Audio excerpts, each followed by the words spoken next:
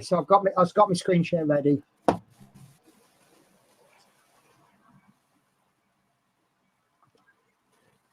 Good evening, everyone.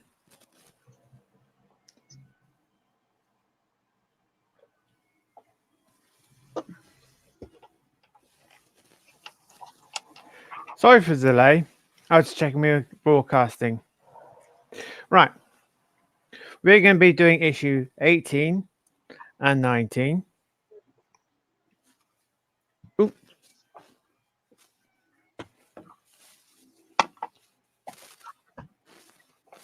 And here's my co-host, Penny. Hello, everybody.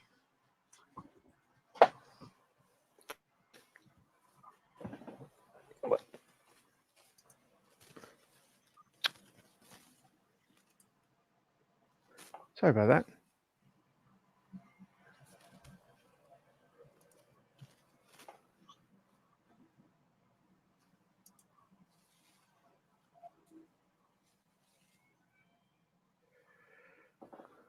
Right.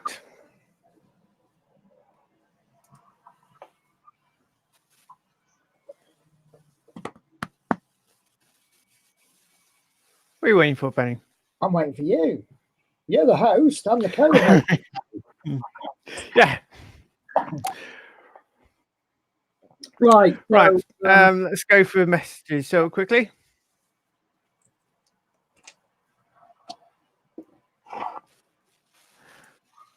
Right.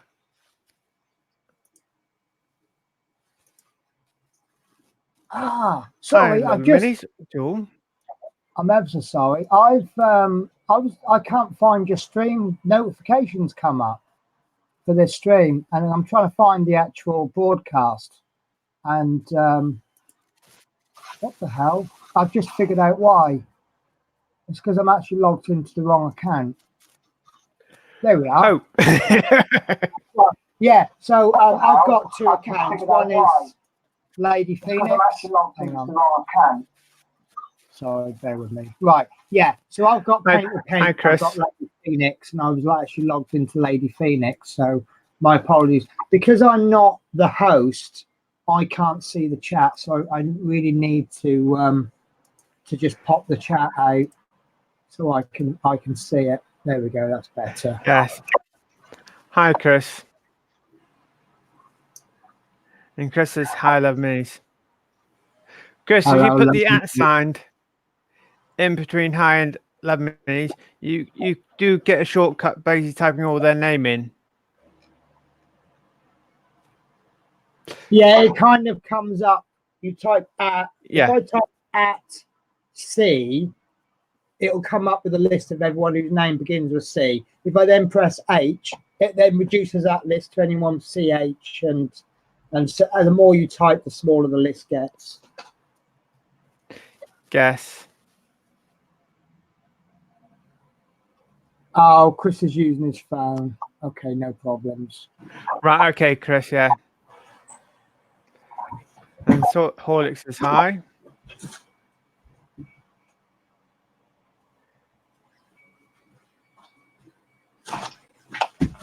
Yes, Friday has come around again. It's Friday. Steve, I need to speak to you. I keep forgetting I need to speak to you on Facebook, but it's about 3D printers, not about this, that, and the other. I'm just having a bit of trouble with my printer. I need help from you. But that's another story. So, as I got Steve on the screen, would Steve like sometime join in the chat sometime? Oh, I'd say it's because I've never seen his face. He probably don't have the equipment. You don't know. No, this is it. If he has, brilliant. If he has, I mean, even if he's got the equipment, he might not want to. It's just I'm having a bit of a struggle with my printer, with the leveling, and I've ordered some new springs for it. I know I should have ordered the springs like a month ago or whenever I bought the printer, and I'm wondering whether it is the springs. I'm going to replace the springs anyway because that's a good, sensible thing to do anyway. But it's like 1 minute it's level, next minute it's not. So, and I'm always re-leveling it, and I'm wondering if maybe the springs are broken. I remember that happening on the CR10.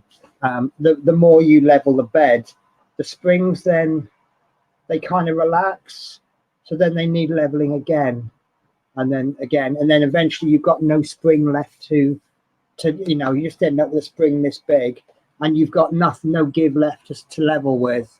So I bought, but we need some springs anyway for other things. So, but I've actually changed my print bed back to the piece of glass. I don't like it because it's so thick, and it actually, you have to pull it down as far as it will go on the springs. I'd rather go back to the original Creality bed. Anyway, I'm waffling once again. Yes. Yeah. He's mentioned this and he's mentioned that. Yeah. So I suspect that's what it is. And using them for a month, I'm starting to get bad prints now, and obviously a lot of it. But I kind of suspected this would happen. When everything's brand new, it's all nice and tight and lovely. And there's another problem I've got as well, but I won't go into too much detail because we've lost 7 minutes already. And most people are watching this going, what the hell? Hi, Alex. Yes. Hi, Fleetwood J.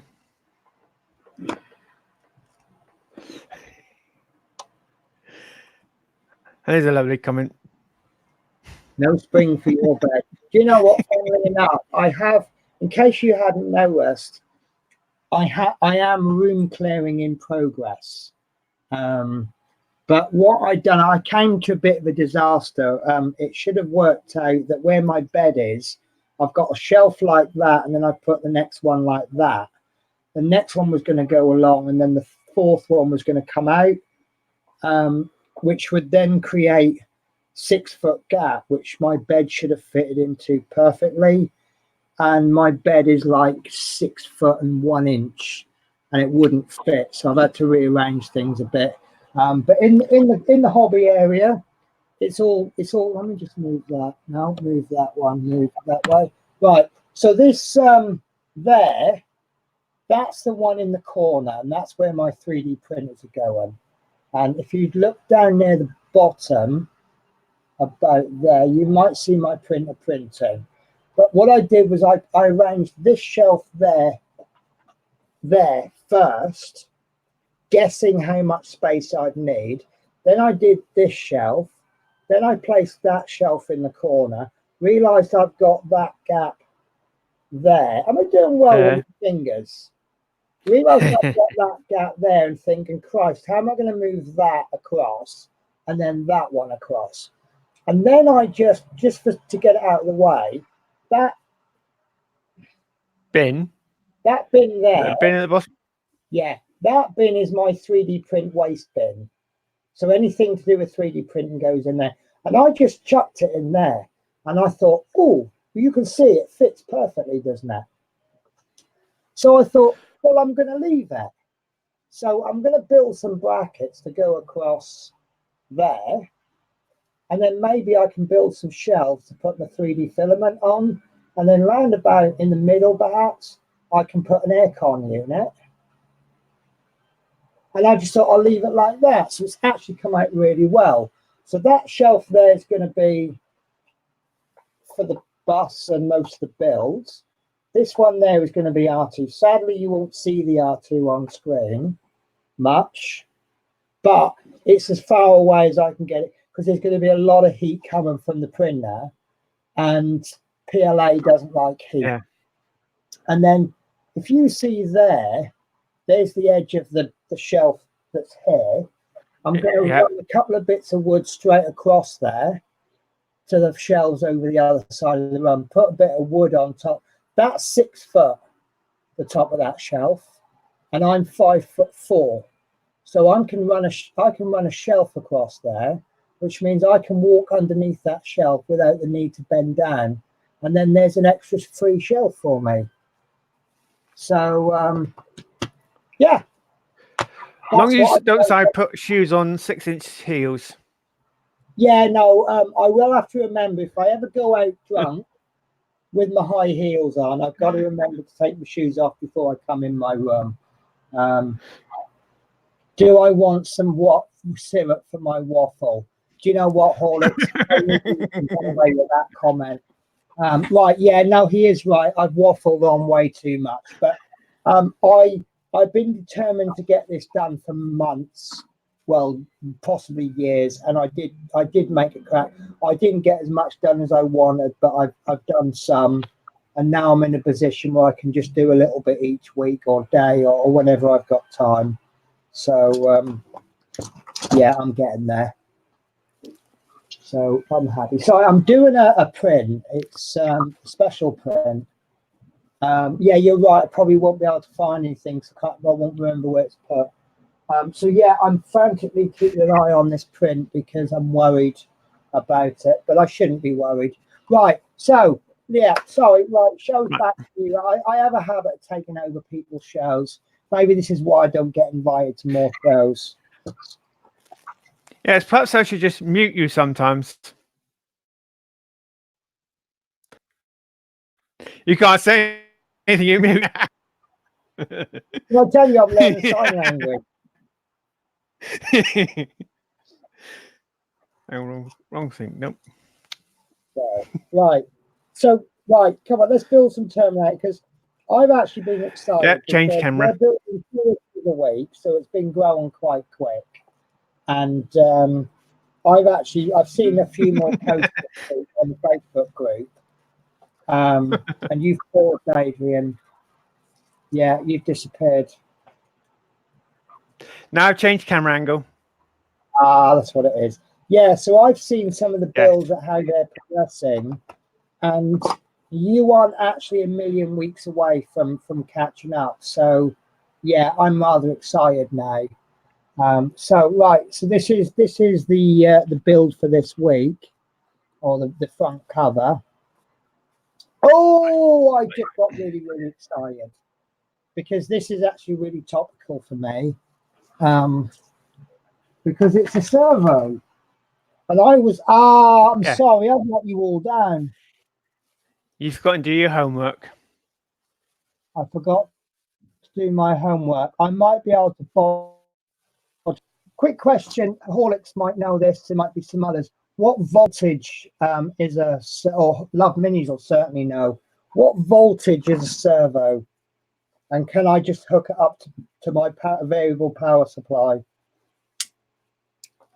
So the parts we've got this week, not many parts, but important parts. 18-1 motor for the eyes, which we all know is a servo. Yeah, let me just change screen. There we go. 1 servo. Right. So let me pull out a servo. I'll kind of try and do my homework a bit with you, if I can find one, because I just happen to have a servo. Right. Can I ask All it's saying is about 6 volts. It's 6 if volts. you think one of the tractor servos. Right. Can I ask a favor? Can I steal the screen? And then I can show people how a servo works.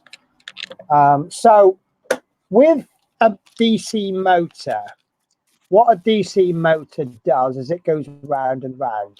And that's always what it does. It goes round and round and round. And usually you chuck a cog on the end and then it will motor a wheels. It's the most probably, radio control car. What makes the wheels go round is a motor. And if you put the power on one way, it goes that way. And if you put the power on the other way around, it goes that way. The way a servo works is a little bit different. It only goes about, well, the ones I've come in contact with go about 180 degrees. So you've got what looks like a motor. This one's sealed, so you can't see in the middle, but there's the end of it. So if this was a DC motor, this is the part that would go round and round. And obviously you've got a power supply. So you've got the positive and the negative. And I think that might be some kind of switch. So it's basically a switch. You need to turn it on and off. Or signal, sorry. So you've got the power, you've got the positive, you've got the negative, and then you've got the telling it what to do. Usually, if you buy just a servo, Adrian's won't, because it's set up for this build, but it usually comes with a variety of arms. You've got this one, which is like a little cross. You've got another one that looks just like that. And then you've got a third one that looks like that. And depending on your needs, you know, you put them on. So that goes over top. You've got a little screw to screw that down. And basically all your servo is going to do is that's in position, the main position, and that will, there we go. So that's one end, one as far as it'll go in one direction, and then it will only go that much in another. So this is a 180-degree servo. You see that's I've not powered this, but and that's basically how a servo works. So if you imagine you've got, there we go. This is very, very crude, but if you've got something like this attached to it, if you want it to go down, you send the servo that way, and you see that ruler just drops a little bit. Or if you send it that way, you see it goes up. And that's how the servo works. It's basically for moving the position of something. And we already know. Do you want to go back to my screenshot?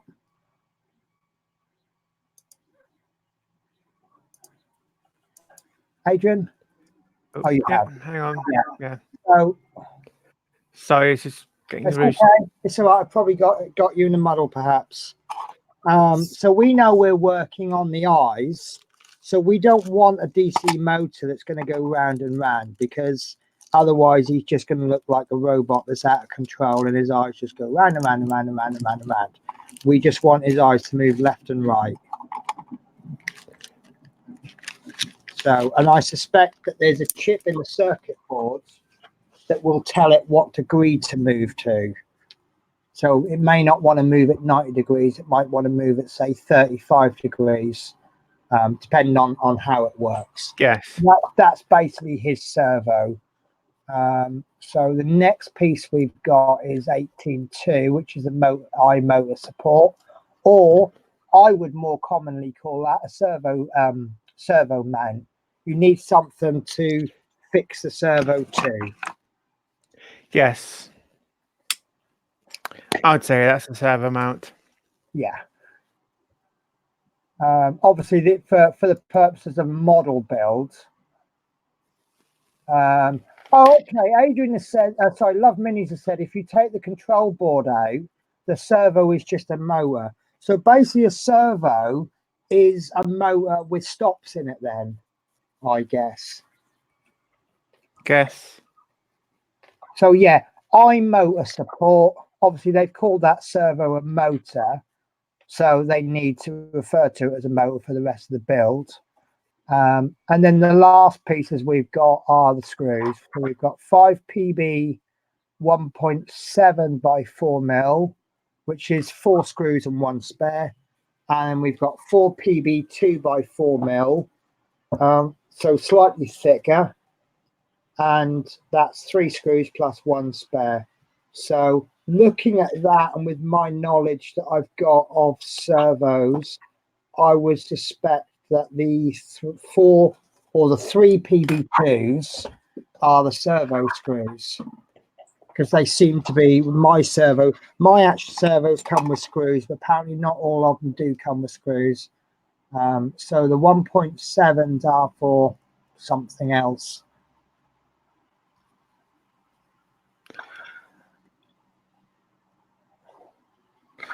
Yeah, we'll soon find out later in the magazine, won't we? Yes, I mean, that is genuine speculation there. I haven't had a chance to look at the magazine yet. So there is your parts for this week, Adrian. And do you want to just make your view bigger so people can see your parts? So I'd be interested in knowing how big that servo is. I know servos aren't huge, or the basic servos aren't huge.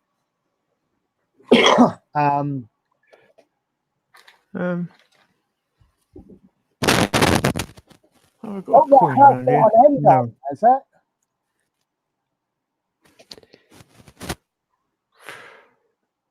What have I done with me? So I'm just looking for my oil screwdriver, basically. Right. Dave Milner suggested you get a light on your desk because the video is quite dark. Hang on, I'll go and turn the main lights on. Okay. Well, I do. Yeah, I need a new lamp basically to do it. Hang on a moment. Okay, your stream isn't the brightest in the world, but it's usually brighter than that, isn't it? So that gives me a chance just to check on my print.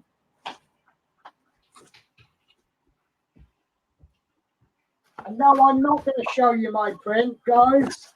2 reasons. One, it won't finish before the stream finishes, and secondly, right, now I'm back in. Now okay. is that slightly better? That's slightly better. Yeah, I haven't got a proper lighting yet for it. So my servo, which I think is a little bit small, is about a little bit less than 1 inch across. Would you say that's about the same size as yours? Might be. And I bet they've got no stickers on it, have they? No. Because see, my servo is called an MG90S, which anyone who sort of plays with electronics like Arduino and that will probably know that straight away. But that looks like the one that you can get with a Arduino starter kit. Could be, yes, it could be like that. Or it's probably a servo basically you put all in a device already pre-assembled and you purchase. Yeah, I suspect that the head has been designed with the size of that servo in mind. They built it around the servo because that's the standard off-the-shelf servo, rather than designing the servo to fit into the space left after the build, because it makes it cheaper. Yeah. Dave, I do have a lamp at the moment. And at the moment, it's got this type of bulb in it.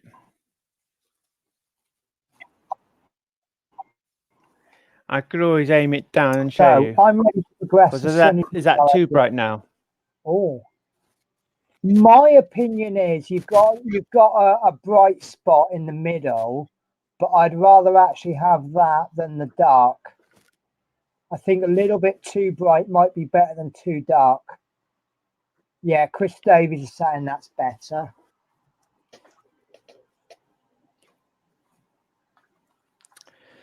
Actually, I've got 2 bulbs here. I've got at the moment.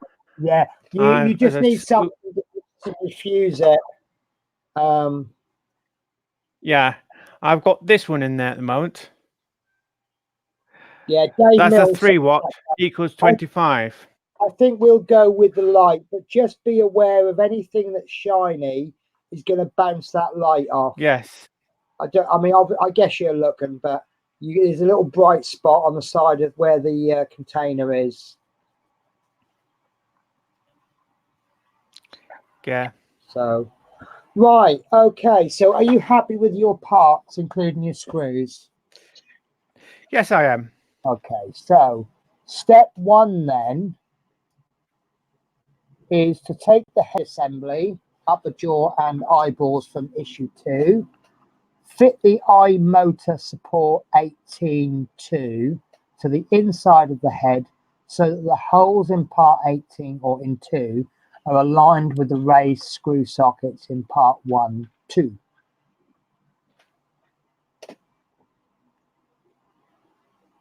Chris Davies says, don't screw too hard, LOL.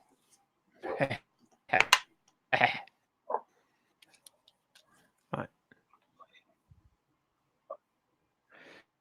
Before we're going to put this bracket on, because it might be harder putting it on after I screw it on. Oh.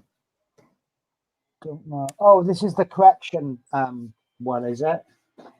Where we turn the Yes, I've already. Yes, I've already done the correction. See, I did it in the last video, basically. If I was building this, I would be in two minds, because I know there's a little arm and I know you can see where that arm is going to go, but they haven't told us to install it yet. So do you, don't you? It can. The correction sheet. Right. I'm going to put it on. Just double check? It's not. You gave me another correction sheet. I've just kind of assumed it was the old one.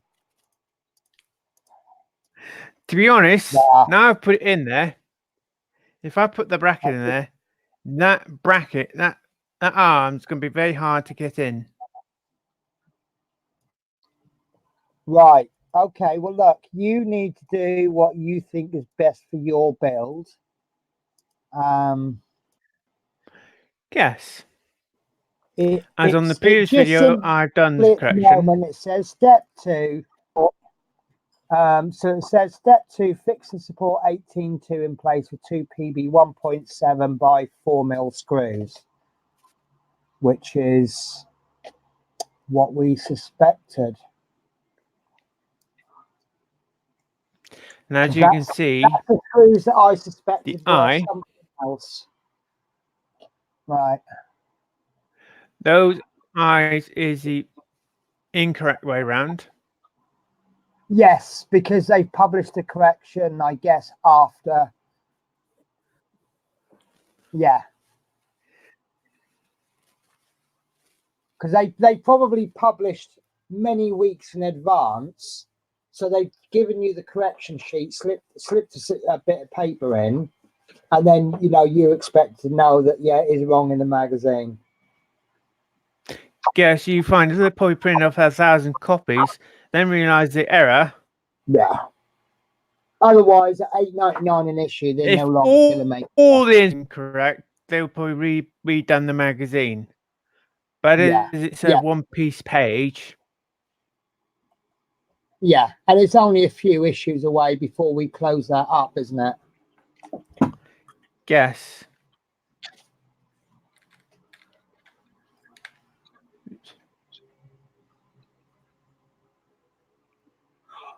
Oh! Sorry, I got excited.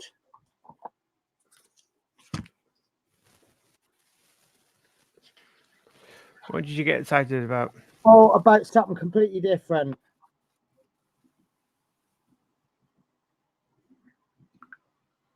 Yeah, it's the little black ones. Right. Okay. So, 2 little 1 point. So, yeah, I said earlier on, it's the 1.7. I suspect is for. I know it's a bit vague, but I said I think they're for something else, and we can see now they are for something else. I know that wasn't speculation of the year, but.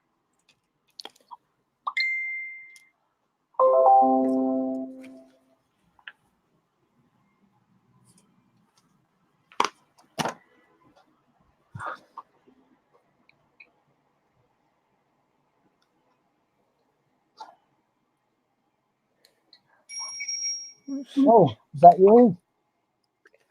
Is that your pizza ready in the oven?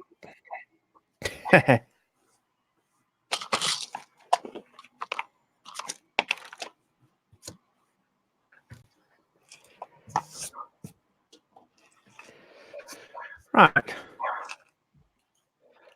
Step 2's done. Right. Okay. So step 3, if I could find the cursor. Right. Cursor. So fit the motor piece 1 on its support. Ensure that you have it in the orientation show.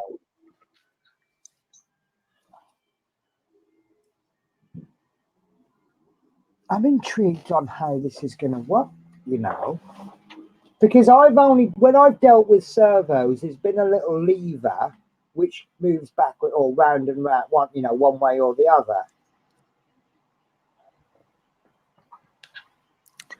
This one probably just goes round and round, probably. I don't know until I get on there.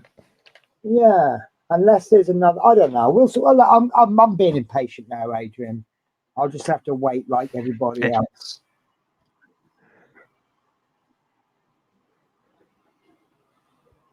What's step 4?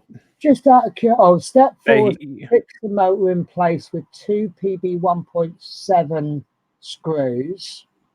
You will need to support the bracket on part 2 as you fix the screws. So actually, I was wrong because those screws, I thought you'd be fixing the servo with 2mm screws, but you're actually fixing it 1.7mm screws. So I was wrong. Just out of curiosity, how many wires are coming out of that servo? It looks on the servo. Yeah. You've got a white, you've got a red. Oh, it is 3 then. So it's a positive, negative, and a signal. Yes.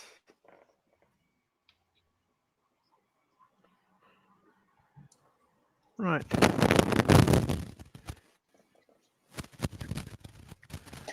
I reckon that servo probably just goes round and around. Okay. Excuse me. As you can't really see it in black. I was going to take it out as a screenshot. Right. I'm going to ask you a stupid question now, Adrian. It said to put that support in the orientation shown, but we haven't really identified what orientation the head is going to be in. Is it possible to put that support in incorrectly?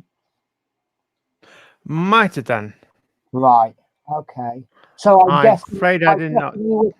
guessing you would know at this stage, because if you get it in the wrong way, I'm guessing the servo won't fit.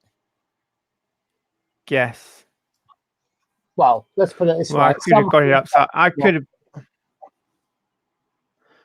might have put it upside down. Right. Okay. So this one, we need to fix the motor with 2 PB 1.7 by 4mm screws. You will need to support the bracket on part 2 as you fix the screw. So what he's done is he's placed his thumb sort of in the corner on the support there, and then it looks like he's screwing in downwards. So there's a little extension coming off the side of the servos, and that's the fixing points. Guess. Right, so Horlicks has said so it didn't instruct to set the servo in a certain position before the fitting. Interestingly, no. But I would suspect that we will have to test this beforehand. Yeah, you're guessing it sort itself out when powered. So I would guess we would need to power that servo, which will set it in a certain position. Then we put the arm on. That's only a guess, but otherwise I would now be concerned. We haven't had the arm's got a little groove. Yeah. The arm there's got a little groove there. Basically, it's in place. Right. Okay. So have you popped both those screws in then? Yes, I have done. Okay. So step 5, which is on another page.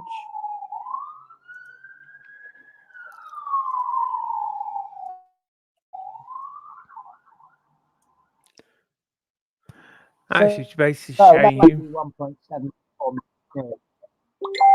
Pardon?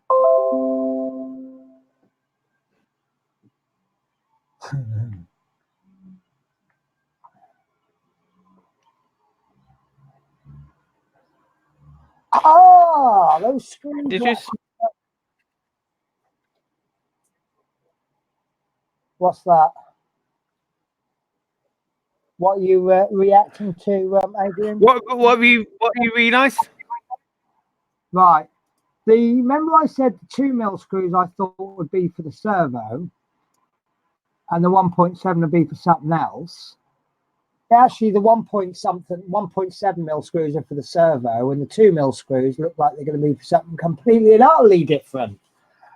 Right, so step 5 is this is what it should look like when it's finished. Correct. And then we'll move on to step 6, which is take the lower jaw and neck assembly from issue 13, identify the 3 screw sockets on the triangular tab at the front of the head. Is that the knobbly bits that you glued in last week? No, it won't be, will it? That's something else.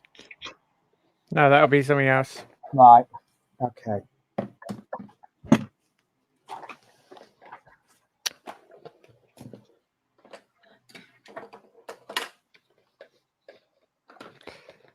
Right.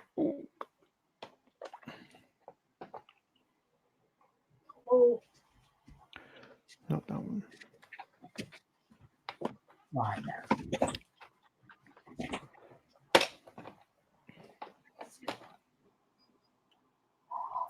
I do like that neck spine, whatever you want to call it.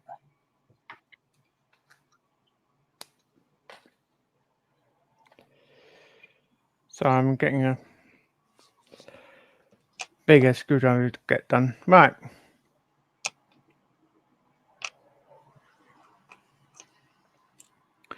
Yeah, so relocated the holes. Change it.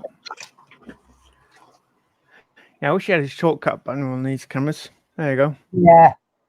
Apparently there is a device you can buy which programs buttons, but you can kind of really program like the function key, so that won't necessarily do change cameras and things, but that would be handy, wouldn't it? Or right, like changing screens on the... Yeah. So we've located the 3 screw holes at the front of the head. So that should be new page. Oh, no. Right, so step lower 7, down. Identify the 3 screw sockets on the roof of the mouth in the assembly from step 5. Right, and then step 8, position the upper jaw on the triangular tab so that the screw holes in 5.1 are aligned with the screw sockets in the roof of the mouth of the upper jaw. I think that sounds more complicated than it is. I think that's a really posh way of saying, there's those holes, now line them up.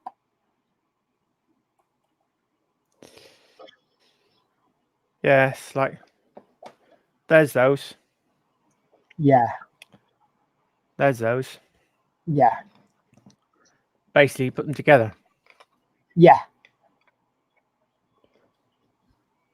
And there we go. And you can tell they're lined up by the teeth. You know, if the teeth are upside down, it's fair to say maybe something's gone wrong. Okay, so are you happy that those screw holes are lined up? Yes. I'll soon find out when I start putting screw in. Yes. Clickety click. There's a fair chance it might be wrong. Right, so I just need to make that slightly smaller. I don't like these big, large instructions. Right, there we go. So step 9 is fix in place with the 3 PB 2x4 mil screws, screwing in from the lower side of the triangular tab. So it looks like we're looking from his feet up to his head and screwing them in. Yes. That looks simple enough, doesn't it? Right. Yes. Well, I like the sound of that. Where you're catching it, it's definitely metal, isn't it?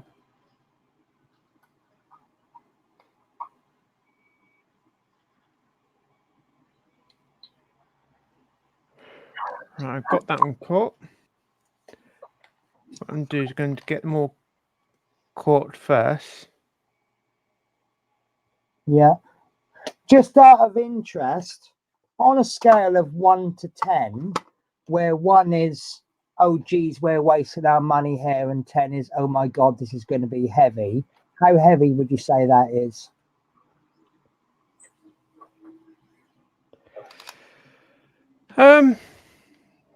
Or rather, 10, well, 10 is, oh, my God, I'm not going to lift this when it's finished. It's probably going to be heavy time we finish the whole build. Yeah.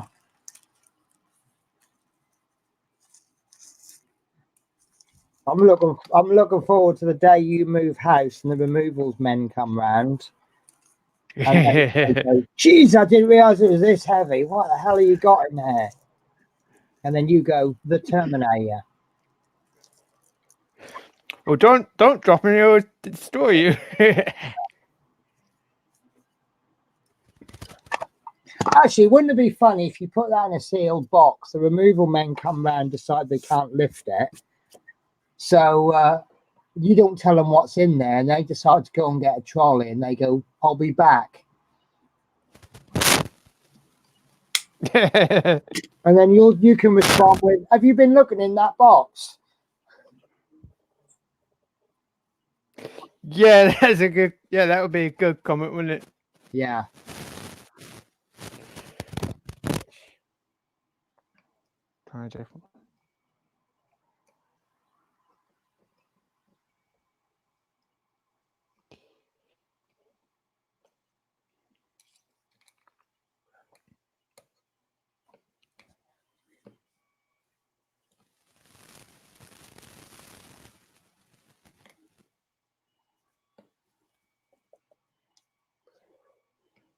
Right.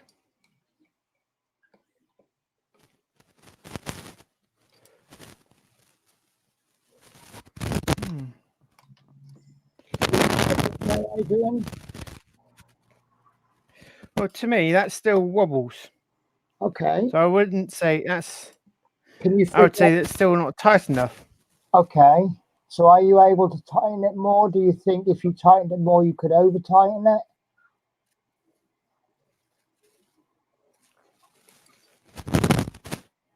That's better.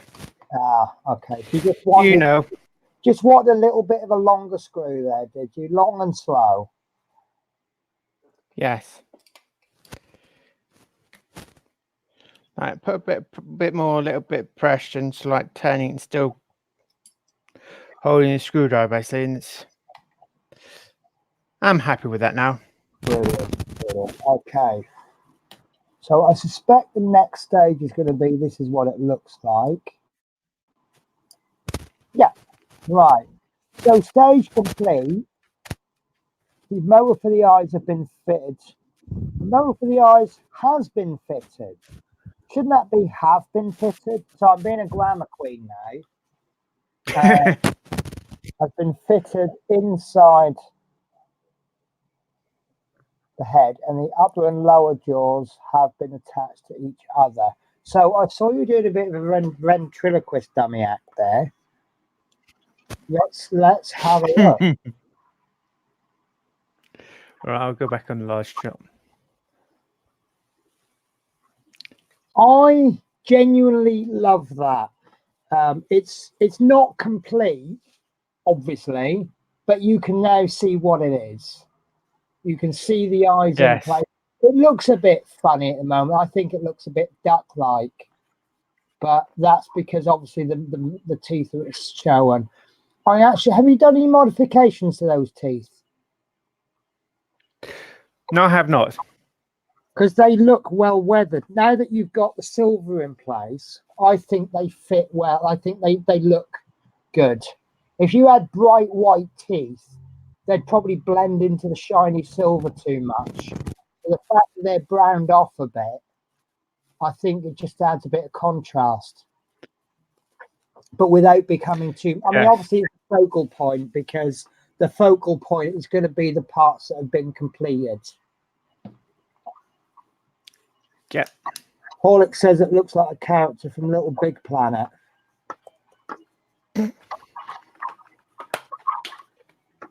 I think he looks a bit like a highwayman as well, with his little You know, they wear that band across their eyes.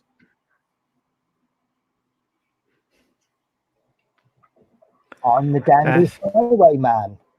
And bonus point for anyone that can tell us what that line is from. Right. Do you want to have a look at the next week, or do you want to go straight into it? Because that looks exciting as well. That's well, here's the parts. So that looks like a motor that will assemble, moves the jaw. I like that. So that is going to be a stepper motor. Help me jump in at any time you want, Love Minis. Because we don't want a, yes, I'm going to say that's a stepper motor because of the number of wires. A DC motor has 2 wires, positive and negative, and the amount of power that's supplied determines the speed.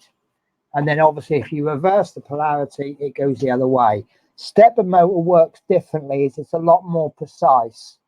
And the way we'll go so far and go back again. Yeah. Right. Can I ask a favor? Can you bring my, because I talk with my hands, can I ask you just to bring my face, my ugly face up? So apparently I don't fully understand stepper motors. If you want to know more, YouTube it. But apparently the way they work is that they've got magnets in them, and the way the magnets are positioned will move the cog. So it's the combination of the 2 magnets. You know, if you had 2 magnets and you had a ball bearing on the table, you could control where the ball goes by position. The closer to the object the magnet is, the stronger it is. So I think you've got a north, south, and an east, west, or up and down, left and right. So by pulling the magnets in, it will control where the cog goes, and it enables it to be really, really, really precise. Now, on the 3D printer, the axes are all controlled by stepper motors, and I might be talking drivel here. I'm waiting for anyone to jump in and correct me. With the stepper motor, my motor is set for about 100 steps will move 1 millimeter. So it'll go 1, 2, 3, 4, 5, 6, 7, 8, 9, 10, 11, all that's 100, right? And that will have moved it like that much. So you've got like, I don't know, a million steps. But 1 step is 1 increment. Step motors move 1 step of direction per pulse. Yeah, but it's very, very precise. It's got a hell of a lot of steps to do 1 complete rotation. So it does, if you had 360 steps for 1 rotation, it would move 1 degree per step. Yeah. If you had 720 steps, you could now move at 0.5 degree. I think this has got like a lot more steps than that. So that's a really bad explanation of what a stepper motor is. But it's DC motor is got something to do with the copper coils rotating round, whereas a stepper motor is more to do with magnets. That's, yeah, yes, takes program. Yeah, so Love Mini says, yeah, it takes programming to make it run. So whereas like my my printer, if I tell it to extrude, the way we do a test is we measure a mark, a known mark, usually 100 millimeters, and then we tell it to extrude 100 millimeters. If it then only extrudes 90 millimeters, we change the step number up. So we tell it, put more steps in per millimeter. And then you test it again. And then, so it's like, I'm pretty sure my print is around about 100 steps per millimeter. So when I say extrude 100 millimeters, it goes, oh, we'll have 1,000 steps, and it goes. So Chris Davis says, how fast can it run? as I probably won't be able to keep up with it. Probably can't keep up with my drivel either. But yeah, that is really, really basic terms of 3 different types of mowers. I don't know how many different types of mowers they are, but that's the 3 basic ones that I've dealt with. So the parts. Right. So we have got sync up the cogs and motor casing that will bring your T-800 Terminator endoskeleton to life.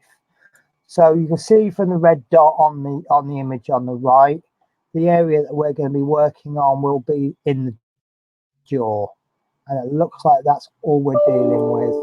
So piece number 1 that looks like a candlestick holder with a cog on the end, and that's called a connecting cog assembly. Was that a good description? Yes, I reckon so, yes. I'm just saying the first thing that comes to mind. You've got a better image than I have because you've got it in front of you. So piece number 2 will be a cog assembly housing. So obviously something's going to fit into that. And then that just looks like a square black piece of plastic. Yes, it's got a hole in the center. Okay. It's got 2 little notches there for 2 screws. Chris Davies has said that I'm mad. So I've got no evidence to contradict him on that one, I'm afraid. So part 3 is a motor housing. Yeah. There you go. And part 4 is the motor. Has that got 4 wires on it? Yes, it has. Right. And then actually, no, incorrect. It's got 5. 5. Okay, so I might have to do a bit of research on what the wires are. Right, so I've had no takers on the song lyric. I'm the dandy highwayman. Probably because I'm a lot older than you guys. Has that got writing on the back? Does that give us any information? Yes. It's 6-volt DC step motor. Ah, it is a step motor. I pat myself on the back there. And it looks like, if I read the date right, it was published the 30th of the 3rd, 2019. So that's when it was made. So that's interesting. Can anyone remember when this came out? It's about 6 months old, isn't it? So that looks like that's it. Steve Graham's got it.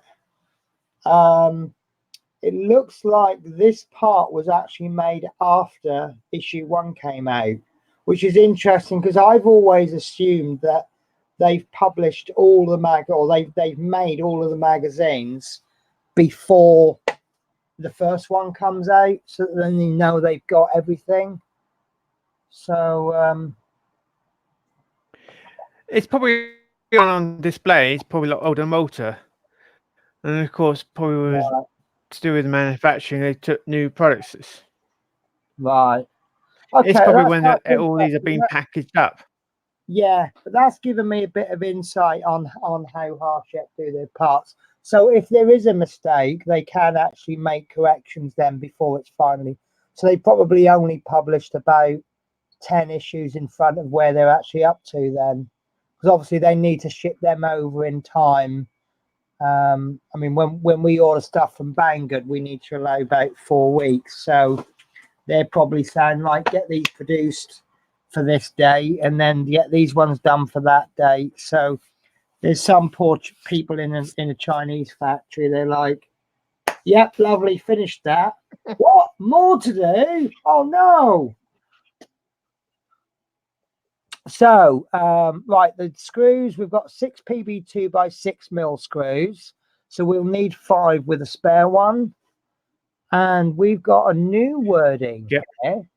3 times PWB 2x6x5. Sorry, PWB 2. Oh, hang on. Right. I'm confused now. PWB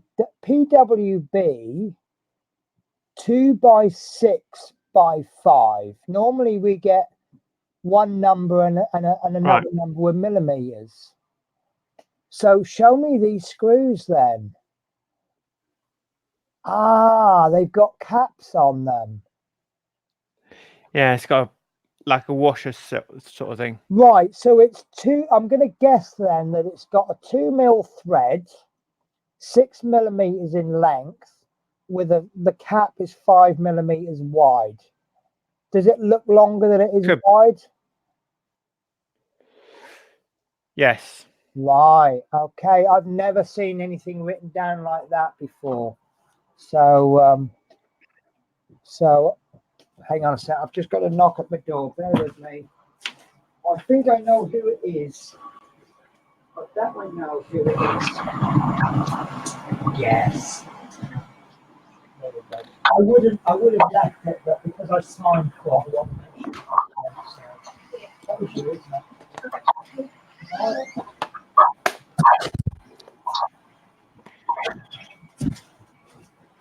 Sorry about that. Yesterday, I took in a parcel. We had a note from Yodel saying we tried to deliver, and I had been waiting for stuff from Yodel, so I waited in all morning for it, and it turned out to be somebody else's parcel. But because I'd actually signed for it, I've actually locked it in my room until she came for it because I didn't want to get it nicked. So, and she just came to collect it.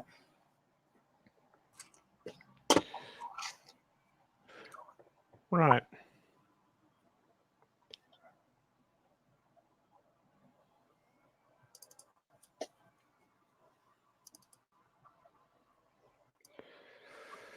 Well, I just measured the screw. It's roughly about the same, roughly.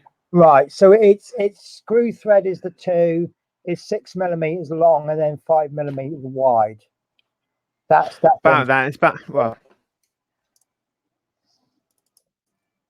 Okay, not a problem. Works for me. Well, measuring across So, the head, sort of like it's 5.6 sort of thing. Okay, so it might be 6 across and then 5mm deep length. That's fine. I was just just the way it was written. You see.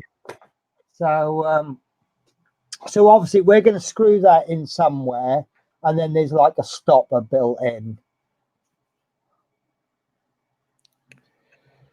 Right. Roughly length. Stage 1, we need to take the cog assembly part 1 and the housing 2. Check the fit of the assembly in the housing. The pin on one edge of the housing should be located in the socket on the cog assembly, as indicated by the arrow. Yes. Now it says note, in some of the steps we have used tweezers to grip the parts. This is done for clarity in the photographs. It may not be necessary to use tweezers. Don't know why they felt the need to clarify that, but obviously if you use what you can to pick stuff up with. I can see now that they've actually used tweezers on that. It is a little bit poking out on the left hand side. Yes. Okay. How much money does a pirate pay for corn? A buccaneer. Oh, a buccaneer. Yeah. That's rather expensive, isn't it?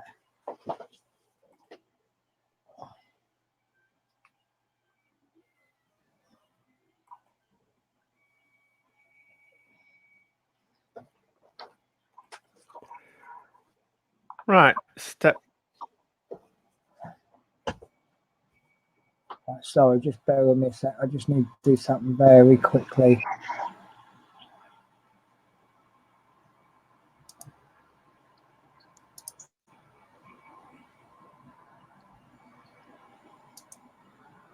Sorry, bear with me a sec. Oh, that's all right. No panic. No panic.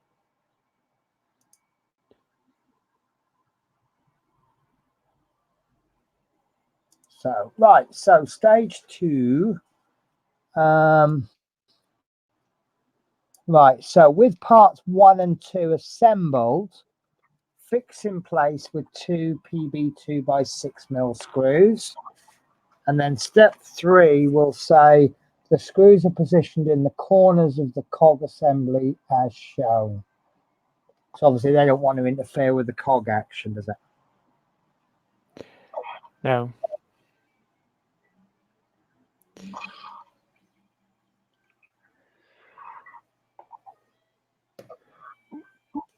Right.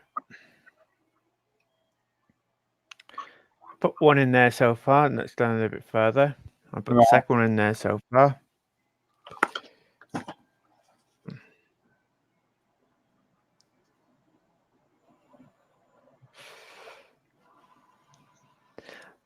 If I put 4 screws, and I always put them in so far, and then it's the last one I put in actually, then go all the way down. Yeah. And go around to all the rest. Yeah. I actually mentioned doing that with what's that? Way with words. Don't interrupt someone working intently on a puzzle. Chances are you'll hear some crosswords. Oh, actually, I got something to tell you, Adrian. Yesterday, I found the one. It was on my keyboard next to the 2. Boom, boom.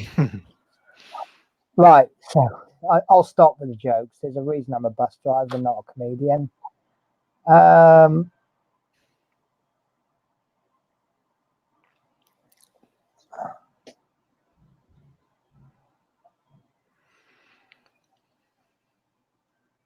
Right, so how are you getting on with that? Right, I've done that. Right, so step 4. Yeah, sorry, I was saying I have a friend at work who's an electrician, and I said about the screws, and he says, yeah, that's how you should be putting screws in, because it just brings one part evenly. I'm having a bit of trouble with the magnifying here. So big, big, small, big, small, small, big. Right. Step 4, take the motor 19.4 and the motor housing 19.3. Align the tabs on the side of the motor. Excuse me one sec. Align the tabs on the side of the motor with the screw sockets on the housing as indicated by the arrow. Step 5 is the raised sockets on the motor housing 3 fit through the larger holes on the tabs on the motor.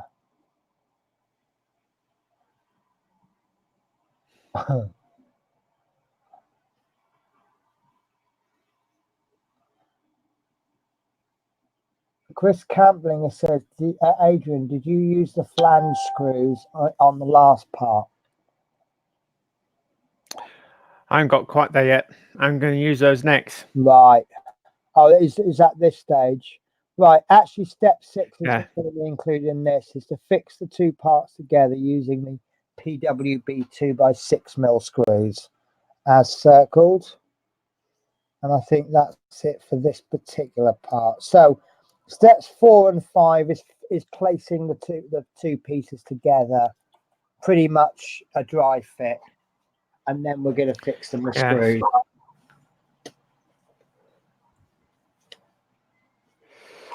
Right, so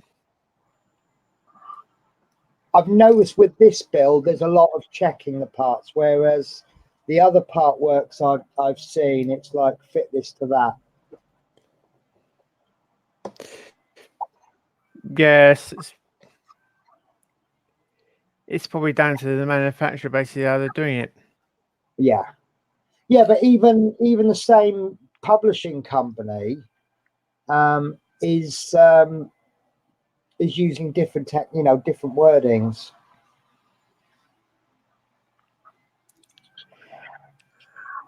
How do you know? It's just basically a font, and it could be, well, one model could be done by Joe Blogs. Yes. Another one done by I did one. Oh, I was waiting for that. Love Minis. Love Minis said that she's a big fan of whiteboards. She finds them quite remarkable.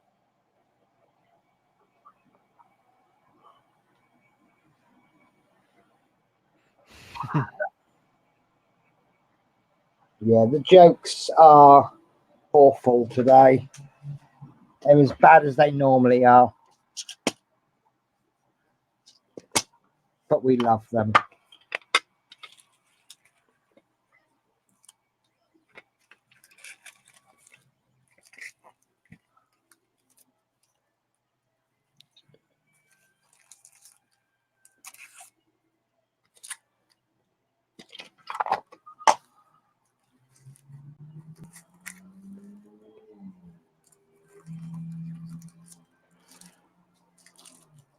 God, they're pretty long to what they use. Are they? Yes. But it's got quite a heavy, when you think of the weight of the motor compared to the weight of the housing, it's probably a good idea to have them long.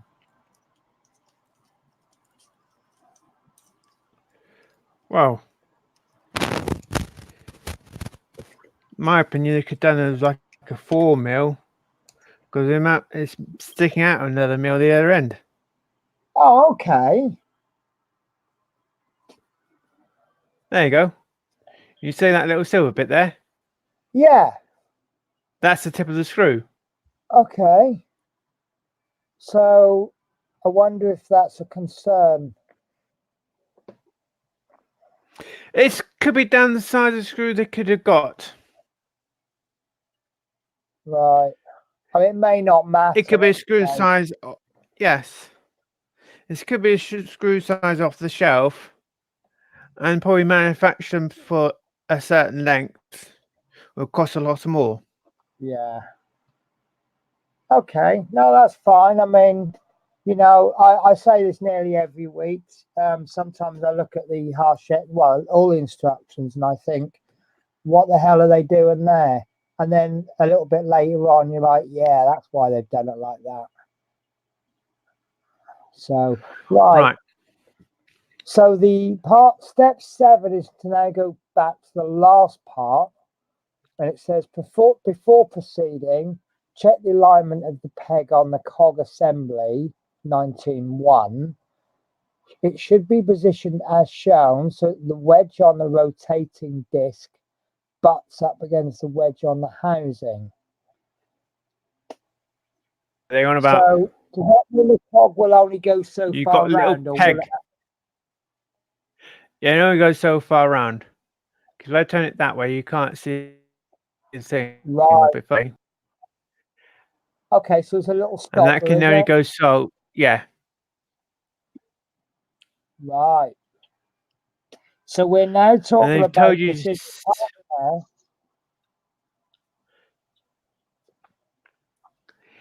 Yes, probably set because being a step motor being, it's designed so far so when you assemble it and the motor knows where it is. Yeah, you don't put that my right. understanding of a motor is if you held the shaft with the power on to stop it from spinning, what you're going to do is burn that motor out. So if you're going to power that cog and it's got a little stopper on it, if it's still trying to power beyond there, then it's going to burn that motor out, and your Terminator is going to blow up. So it's quite precise, isn't it? Another thing is, yes, you find it's to be set like that because probably for later date when you assemble it, the jaw being in a certain place. Yeah. So to re-ask Horlicks's question earlier on about we obviously need to place it in a certain way before we start. Yes. Oh, interesting. So I'm going to move up to stage 8 then, because I want to go all the way to the end in this stream now. I just want to see more. Right. Check the fixing points on the cog assembly. and housing 1 and 2, and the motor housing 3, as indicated by the arrows. The teeth on the 2 cogs will mesh together.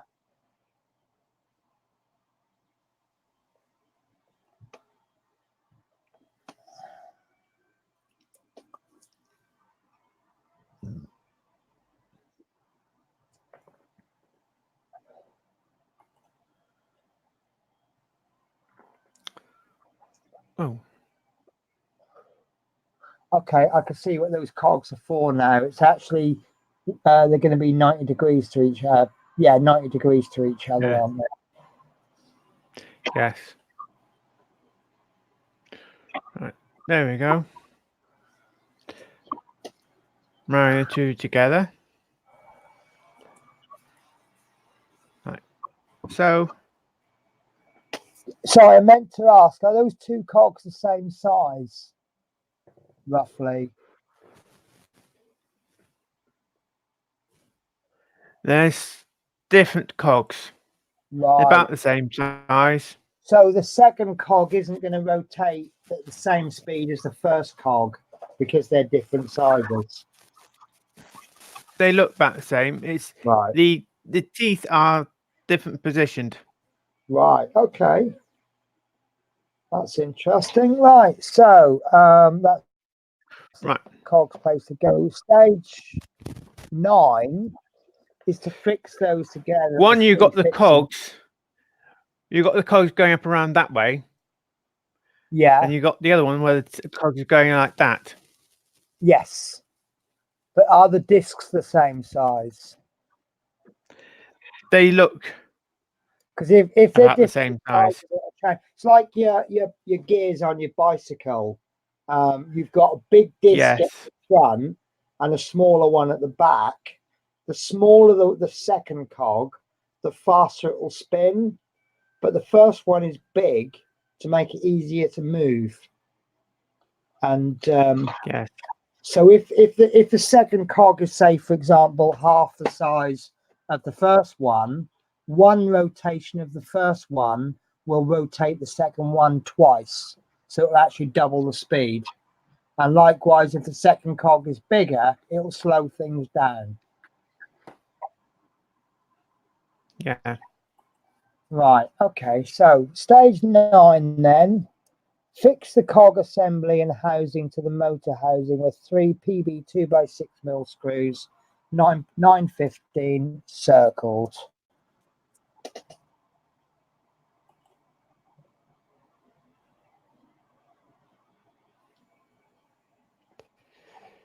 Sorry, Chris. Yeah, I did see your joke. Went to the doctor. I said, I feel like a pair of curtains. He said, pull yourself together. And then Dave Milne says, man walks into a bar. You would have thought he'd seen it. One of my favourite jokes is an Englishman, Scotsman, and Irishman walks into a pub, and the landlord says, "Hey, what's this? Some sort of joke?"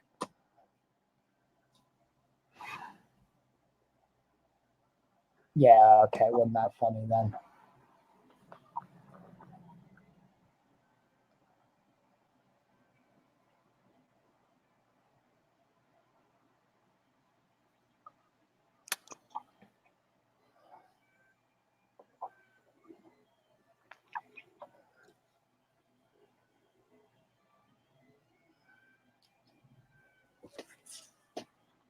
So what are you thinking of the build so far then, or this stage? Pretty easy. Does it add any excitement to it? I mean, some people get excited by electronics, say, for example, because then they can see what's going to happen to things. Yes. I know someone else assembled this and they didn't assemble the that point correctly. Right. So and you said, is this a step motor? Yes. Yeah. Right. Which country's has the fastest growing population? Ireland. Every day it's doubling. Oh. I like that, actually. maybe with the way the economy's going, then that they may soon have to rename the capital to Triplin. And Chris Davies says, "Why did the hedgehog cross the road?" I'm just going to go cliche and go to get to the other side. I could come up with a rude answer, but I'm not going to there.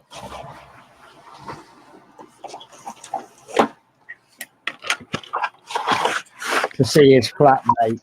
Oh, Here's a daft question. Yeah. You know, how far away can you go? How far away do you have to go to get on the Enterprise? To get on the Enterprise? I don't know. It depends which Enterprise I'm on about. Say that again. It depends on which Enterprise I am on about. Okay, so that wasn't a joke. No. Okay. Well, it could be. So I take all of the Enterprises of different dimensions for the bridge.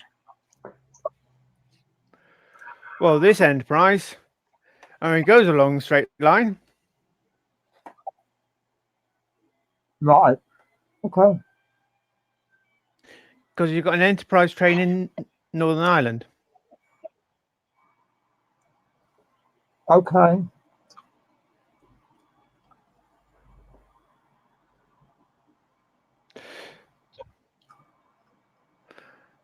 And that's my finished view. Lovely.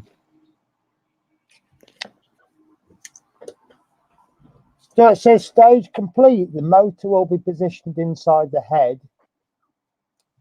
Has been fitted to the housing and connected to the cog assembly. So is that all we're actually going to build this week? We're not actually, we're not going to fit it yet. Okay, so you've got a lovely part to admire. Wow.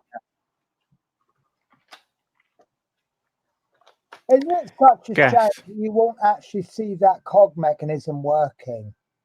Because that's kind of electrical poetry in motion, isn't it? No, I know exactly where that fits. Yeah. Go on then, give us a look. We want to know.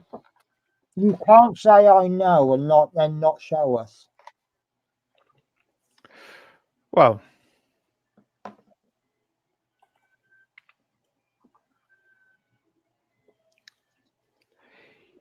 you find it'll be fitted something like that. Okay.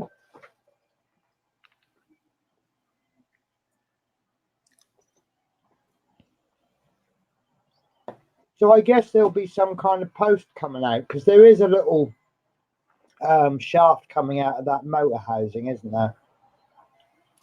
Yeah, you got a little pin there. So I'm going to assume that pin is going to plug into some kind of rod, with possibly another cog on the end, which will move the jaw up and down. So there might be another two cogs to come. Ah, okay. So it's actually controlled by that top bit.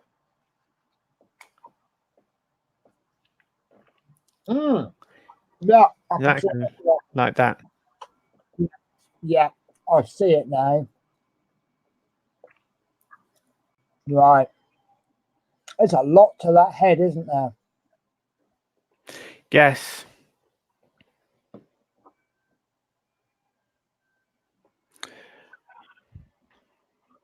Do you want to move on to the next issue, or shall we call that? Well, are you all right just doing two?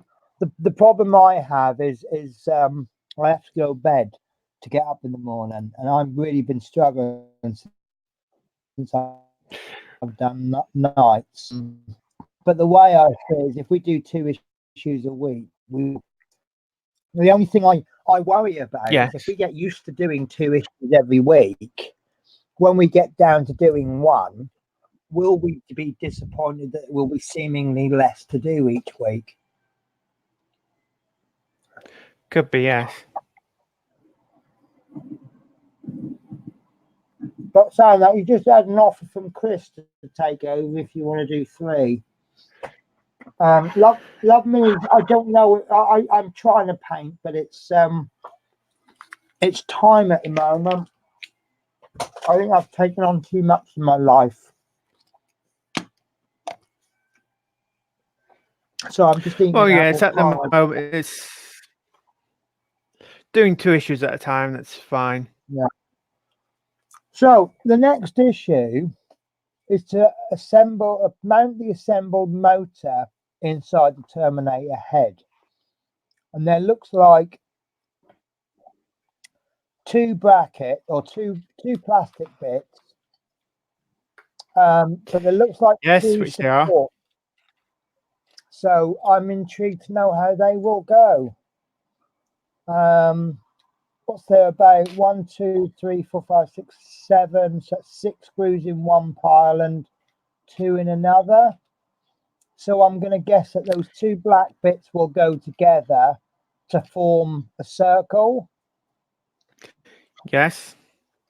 And those 2 L-shaped pieces will screw to something to form a framework. Correct. So they will probably get screwed down with 2 each. So the other 2 screws might be used to mount that plastic bit to what I assume is the metal bit. And you can see there's some little supports in the corner. So that's obviously to stop them from bending. Is that a good little speculation there? Could be, yes. That was just a distraction, really, to say I haven't even got a clue what they're going to do.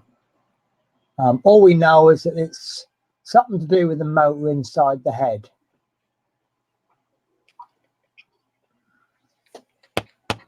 So I like that. So is this your favourite issue today? Either one of these 2? Has it overtaken your last favourite?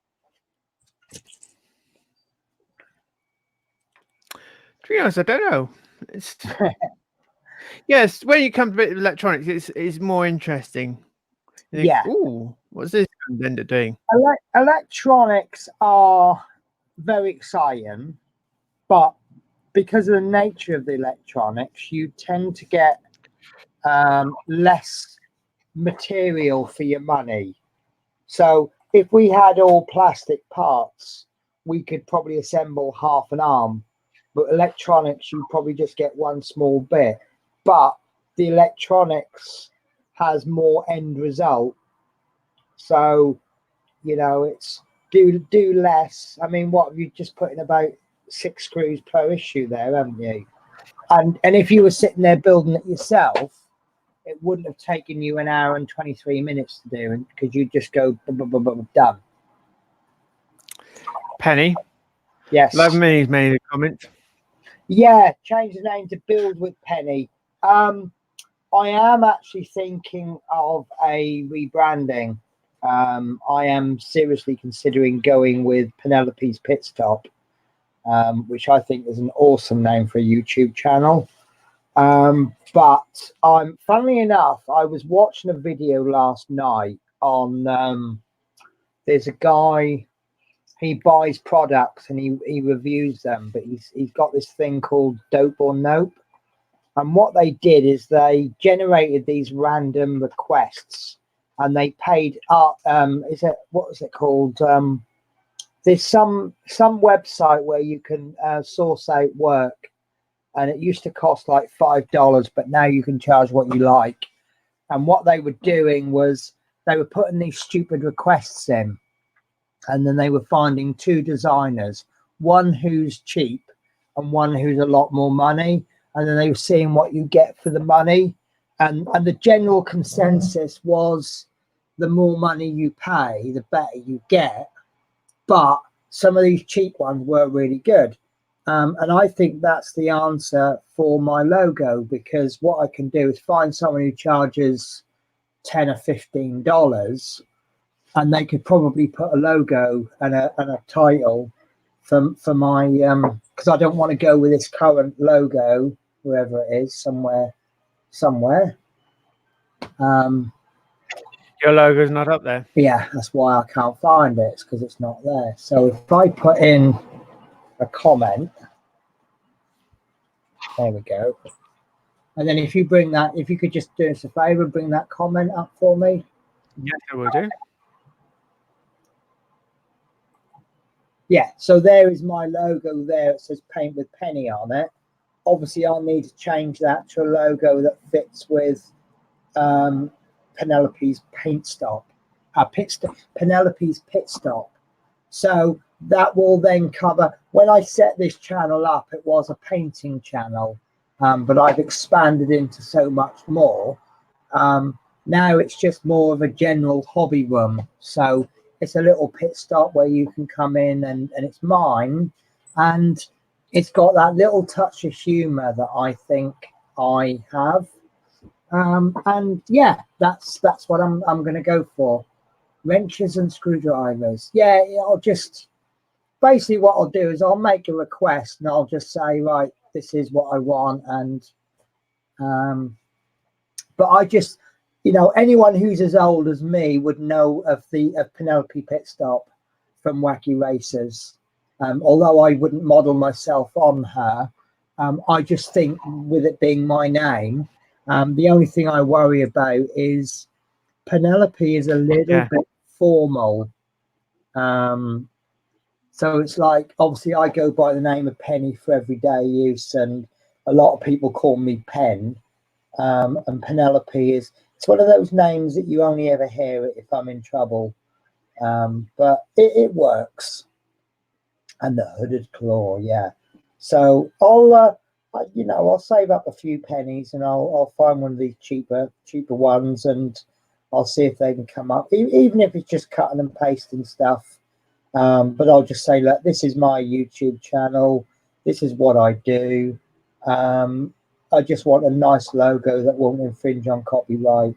So if the designer thinks that actually drawing in a picture of Penelope Pit Stop would be too close to the mark, then they'll have to design something else. So yeah, that's my plan. And then I can do whatever I want then. What about this one? Yeah, and Love Minis has said pasties. If you think I'm all about pasties, then yeah. Right, so yeah, I'm happy with that build. If I'd have paid, I forget how much the magazines are now. Is it £8.99 each? £9? That's 18 quid's worth. £8.99. Yeah, so 18 quid's worth of there. I don't think that's unreasonable. Obviously, we do look at the whole build rather than each individual magazine, but you know, they're custom made parts, so you couldn't buy them. But yeah, you can buy the parts cheaper if you know where to look. I think if you bought all of those parts from a UK manufacturer, you wouldn't be getting them much cheaper than what you pay for that magazine. Obviously, they are Chinese parts, so you can get them cheaper, but you know, they'll be good enough for the job. And yeah, I think they're reasonable. I wouldn't complain. I mean, those servos, actually, even Chinese servos, they're not cheap. I think they're about £2 or £3 each. And motors tend to, I mean, those little geared motors we had were about £3 each. And stepper motors, I think, are more expensive because they're a little bit more technical. So I can't really see how Hachette have made much profit on this. Oh, yesterday a clown held the door open for me. It was such a nice gesture. It's probably how much you pay for one motor. They're ordering in bulk. Yeah. I mean, obviously they are making a profit because this is what they do. They are a business. They need to sell for more money than it costs them. But I personally think that when you buy a product and one of the first questions you say is, I can't see how they've made a profit, then that means it's either very, very cheap or a very good quality part. So the fact that I'm saying I can't see how they made a lot of profit suggests that I'm saying it's a good part. So yeah, I'm really happy with that.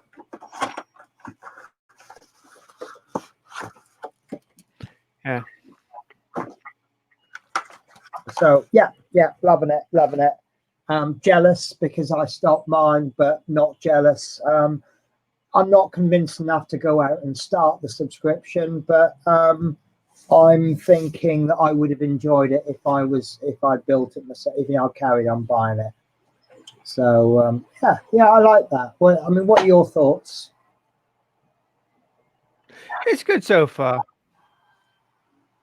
Yeah, and that head, do us a favour and just hold up what you've got for the head with that neck on it. That looks, I mean, that's only a small part of the finished model, isn't it? But that's pretty good. Yeah.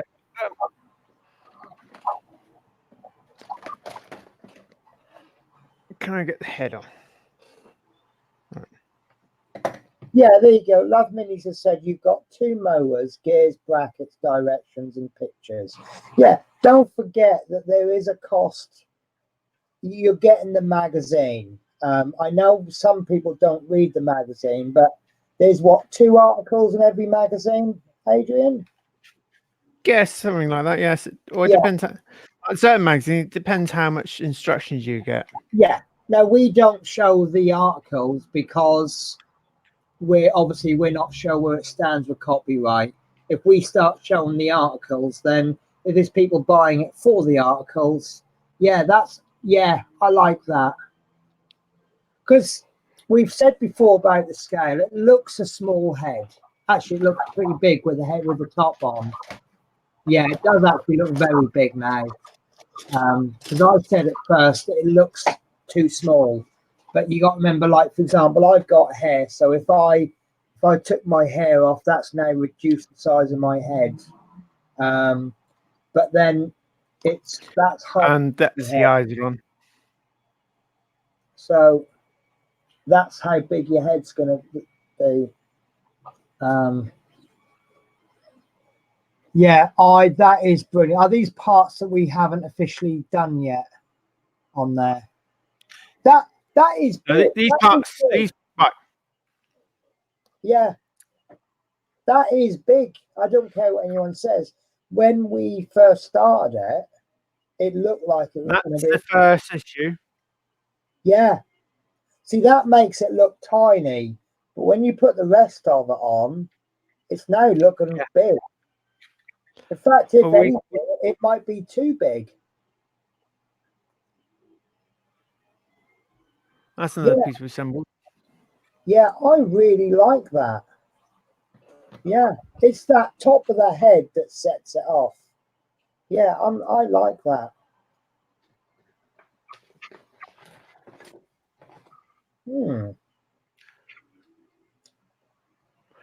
You'll probably enjoy issue 22 then.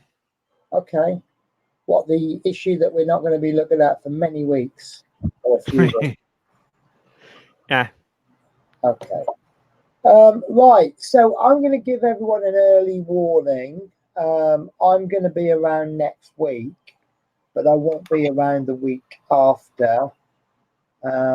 Next week, I'm actually on long weekend, which means I get Friday, Saturday, Sunday off and Monday, but then I go into a week of late. So next week, I'm around. The week after.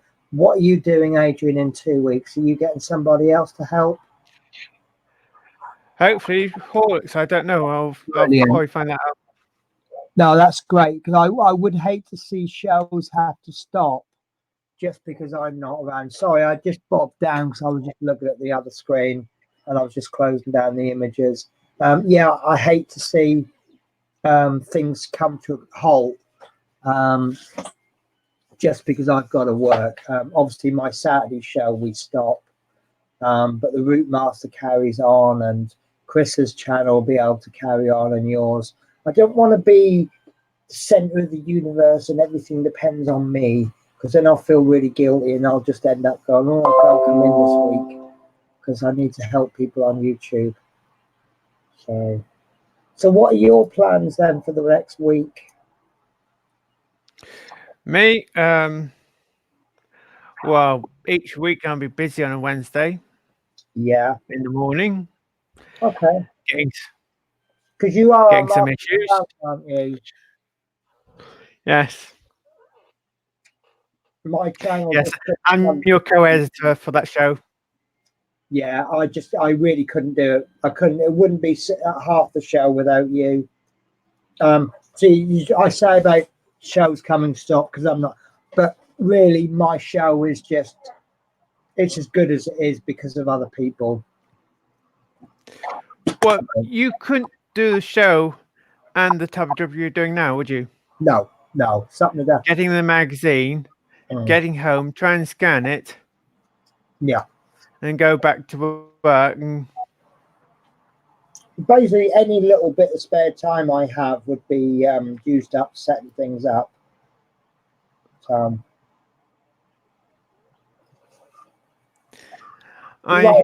in a way, I'd sort of like help you. That's why I volunteered doing it. Yeah, and it's great help. Also, next Saturday, I have an event on, and I'm actually getting excited about it because any day now there's going to be a blog post going on my company's website, going on about how Newport are happy to, get involved with this Pride Cymru, and I'm actually getting a mention on it about how I love working for this company, and I feel it's a safe place to work, and it's full of diversity, and I'm proud to work for this company. Or put another way, I'll say anything just to get a brownie point. No shame in that, If I'm an inspector within a year or two, you'll know it's because of this week, But my boss saw me today, and she's trying to arrange. It's really weird because she still asks me if I'll do this, that, and the other. And my attitude is, well, I'm spare. It's my job to do it. But I walked past her. She was in the office, and I walked past, and she went, "Penny," and I went, "Yeah, I keep forgetting. Every time I see Helen, I'm going to regret it." And she laughed, and she said, "Oh, can you stay till 7:20?" And I went, "Yep, no problems." And that was when I texted you, Adrian, to say, "Yeah, I can definitely get home." And you got your speech made out. Oh yeah, she was something she said about. Oh, I said, yeah, I said I can definitely work past 7:20. I said, because I am a flexible driver, and also let's not forget I'm still on trial for 2 months. And she laughed. So it was almost like I was saying, I will do absolutely anything. And then when she turns around and says, "Oh yeah, you've done well on your trial, you've got this permanently," I'm just going to go, right, I'm going to start saying no to everything. Right, have you got a live show tomorrow night?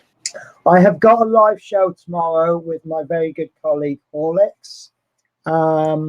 We have not been able to design the complex tube builder, but we have got the basic tube builders.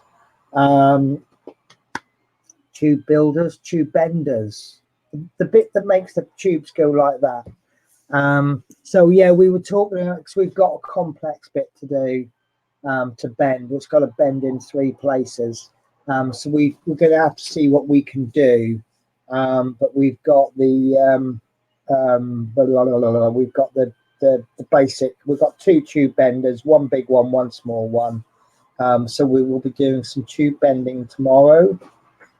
So that's going to be fun and scary, both at the same time. If you watched last week, you notice how scared Horlicks was when he was bending the tube. And to be absolutely honest with you, he looked about as scared as I actually was when I did mine, because I was just worried we were going to kink the tube. But I don't think we need to panic quite as much as we did. Well, if you just go slowly, you get there. If you did that quickly, you probably could. Yeah. So, and we're still busy planning another build. and we've just about got ready to. We've checked another bit, and it's looking really good. It's looking really good. So I think good things are in store for our streams over the next few months. Yeah. So thank you for letting me saying that. Subscribe, because this is one of the best channels in the world. I would definitely put it in my top 10,000. Yeah. Thank you, Dave Mills. Yeah. What I keep meaning to see, trouble is we have so many ideas and we deal with the most important things. But one of the ideas I'm throwing at Horlicks, and we just want to sort of sort out, is a Facebook group for our shows, our relevant shows, whether it be we combine, you know, like a building shows, or if we just have one for our show. And then when we start saying things like, yeah, here's a file, we'll make it available, we can then just chuck it straight in Facebook, and then people can download it from the Facebook group. Dave Mills has actually asked this. Yeah. But from groups, you can then make chats and things. So that's, at the moment, the only chats we really do are the stream chats and comments on YouTube. But yeah, I'm looking at the Facebook group. I think that'll be a really good idea. And I also want to rejuvenate. I might push myself too much here. Working title: the Council of Part Work Builders, where we will have a monthly show with probably going to be 6 people now because of StreamYard, where we have 6 people on the show and we all take it in turns to host the show. So what it is, it's then going to promote different builders, because obviously it's the responsibility, I think, of the bigger channel to promote the smaller channel and try and bring that smaller channel up to me. I'm getting closer to Horlicks's number of subscribers because he's been promoting my channel. I then in turn have been promoting people like Adrian and Chris Davies, and I think Chris Davies had absolute wonderful numbers for his first stream. When you think how many subscribers he's had and how long he's been on the channel, I looked at his first stream the next morning and I'm like, how many? And that really was a lot for that size of that channel. And it's all about passing on tips that you know, promoting the stream. One of the reasons that Wednesday show does well is because we always make a post in the Facebook group. So people know it exists, and then all they've got to do is look down. I think this kind of council of builders, you know, we get people like World of Wayne, Robbie Bobby, and all the big part workers involved as well. We then get a broader spectrum of part works. We get, you know, if you ask me a question and I don't know the answer, that's the end of that question. Whereas if you've got like more people, if I don't know, World of Wayne might know, and then the next question, Robbie Bobby might know, and then there might be a stupid question that I know that no one else knows the answer to. So that's a little idea that I've got. The only problem with that, obviously, is that that's going to take up even more of my time. So, yeah. So basically, I need to win the lottery and retire. But yeah, I thought about part work Facebook group. The only problem I find with Facebook is there is a certain level of politics involved. And for something like a collaboration to work, those politics have to be taken out of the equation.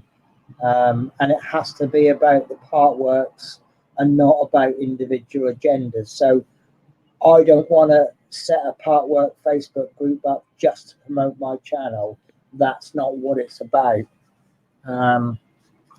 So it's but then, you know, we do a little bit of theory and a little bit of working and calculating and chats in the background. I mean, it's when we did this, there was so much going on in the background, wasn't there, Adrian, before we even used it? We must have been a couple of tests a night. And I know other people are still testing. And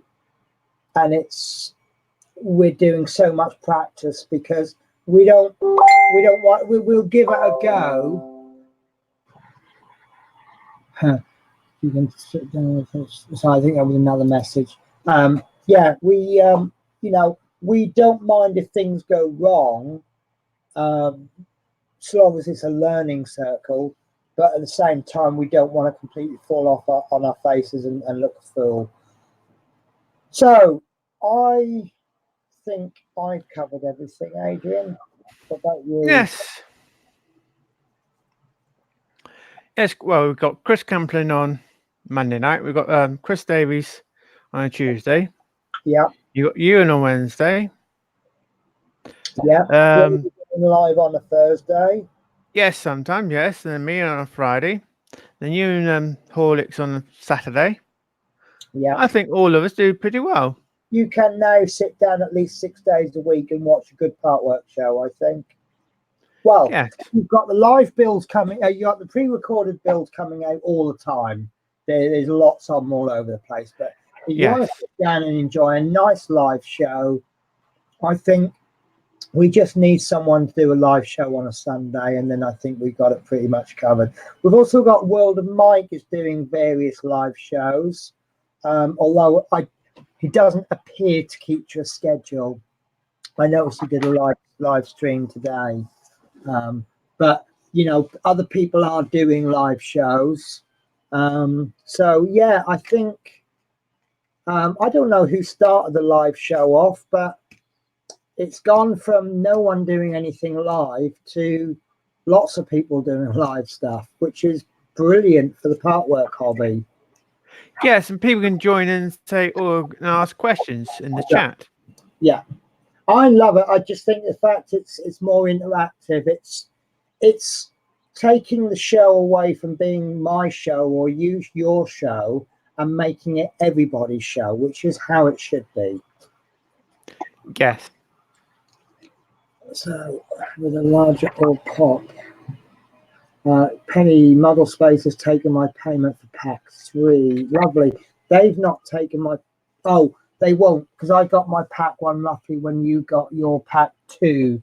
So they should be taking my payment any day now. And basically I've started the Build the Jag, and we were going to build it together, or I was going to watch his build, but he's a month ahead of me. And at one point, what Model Space have said to me is, when you buy these packs, you can, subject to there being stock, is to make an additional payment. So you just accelerate your pack for a month. And I've timed my Jag build so that it is exactly 1 month behind Chris. So all I have to do is ring up and say, take an extra payment, and they should accelerate me 1 issue, and then I'll be at the same stage as Chris. Whether that works in practice, because I've never tried it, but it's quite useful because I'm over halfway through the Millennium Falcon. It's becoming it's not so much of a struggle now that I'm on a different route and doing more doing more hours and obviously earning more money. But it would be nice if I can, if I could save a bit of money up and then just go, right, just pay for all of the remaining packs, just get them sent to me. I'll stick them on the shelf. I'll do them when I can. Then I got no more payments going out, and that will save me £71 a month, which then that means if I see an exciting part work just come out of the blue, a must have, it means I can get it, because as it stands I can't commit to anything more. So all of that. Yeah.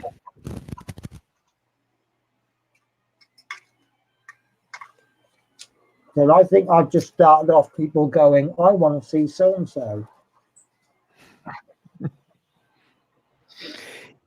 Yes, that's a good question, isn't it? So, is there anything else to chat about? Nope. I think we just talked about everything. We talked about everyone on doing the live show. If anyone else. Okay. I'm actually going to be quite rude and say I need to get off in about the next 9 minutes. Yeah. Well, I'm going to say good night. Yeah. All right then. Sorry, I feel like I've told everyone, right, that's it, we're finishing. But then again, it has been nearly a 2-hour stream, which is quite good for this one, isn't it? Yes. Or bad, depending on whether you like a long or a short show. Do you know what? The X-Wing, I was talking to, I'm trying to think who it is, does it, P40F20? He's done the X-Wing, and one thing, whoever it was I was talking to, I know his real life name, I can't remember his YouTube name now. He says what he doesn't like is the fact that there are some extremely detailed parts on the X-Wing which you then cover up. It's one bit, there's like all this detail, I think it's inside the wing, and then you go and put another piece of plain plastic over the top. And he says, what's the point in having all that high detail that you're not going to see? And I find that a little bit disappointing. And he did actually say, because America are ahead of us on the X-Wing, and he did basically say if he'd have known it was going to be like that before he started building it, he probably wouldn't have built it. And obviously now I'm at the stage where I do know what it's going to look like at that stage. So I'm thinking maybe not then. Well, it depends how the X-Wing, don't the two wings open up basically? Yeah, I mean it looks great anyway. I mean it's not quite enough of a grab. If I had all the money in the world, then yes, I would buy that build. I'm not saving up, but there is one part work that I really, really want, and I'm just saving my budget for that particular part work. There's a lot of good cars coming out, and I think looking at is it Eagle Moss site, they now do Diecast Club. They have set their website up for a lot of vehicles that aren't available yet, but there's about 6 popped up, and there's some really nice looking ones there. I mean, there's one I want to do the Simca, and I know most of you guys are laughing at that, but there's a childhood memory involved in that. My auntie had a Simca, absolutely ugly car by anyone's standard at any era, but it was a nice, cheap, popular car. And I remember my auntie used to take us to the beach, and it had these horrible plastic seats. So the car's been sat in the sun. We've gone and played on the beach, and we've come and sat in the car with bare backs, and it's burnt our shoulders, and like the skin stuck to the seat because it's hot plastic, and it's like, ah! And but isn't it funny? Your fondest childhood memories are actually painful memories. Like, I don't know. I remember a Chinese guy. We used to take the mickey out of this guy in a Chinese takeaway, and he used to chase us with a cleaver down the street.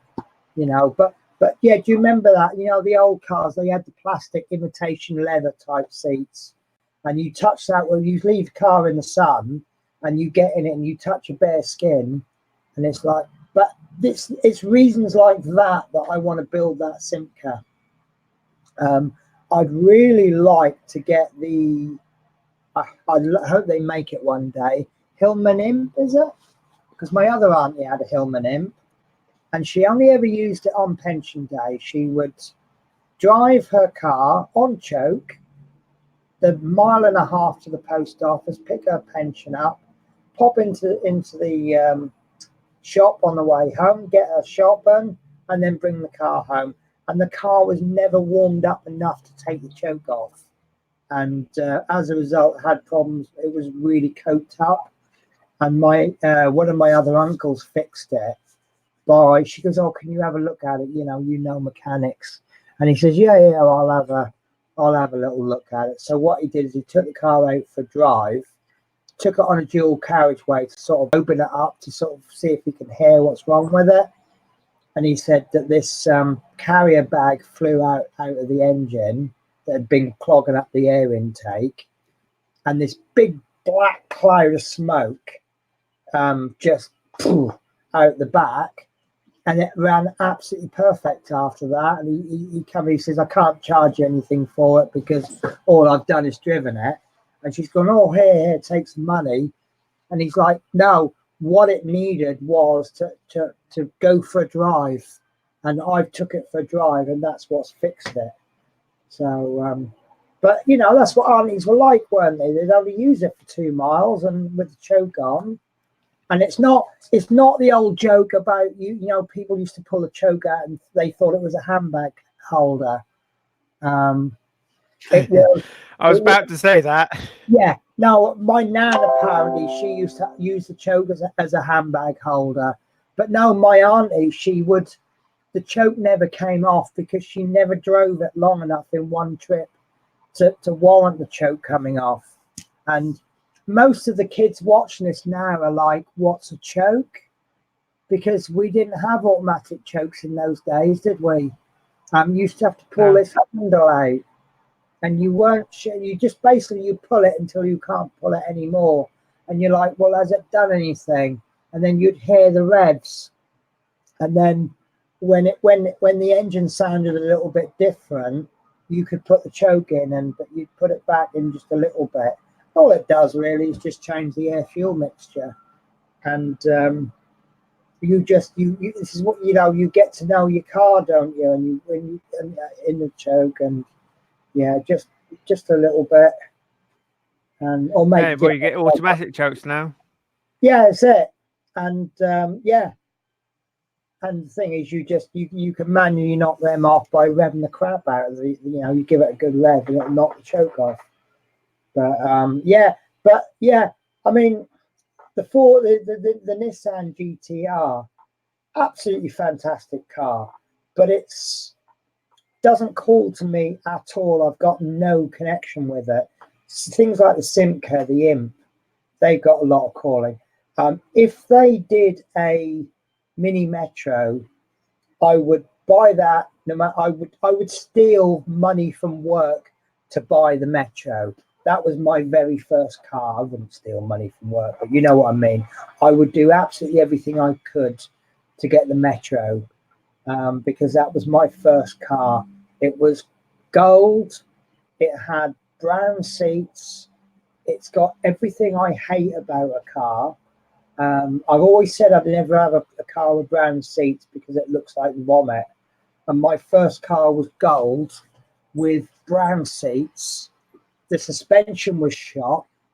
It cost me, when I went to look at the car, we opened the bonnet.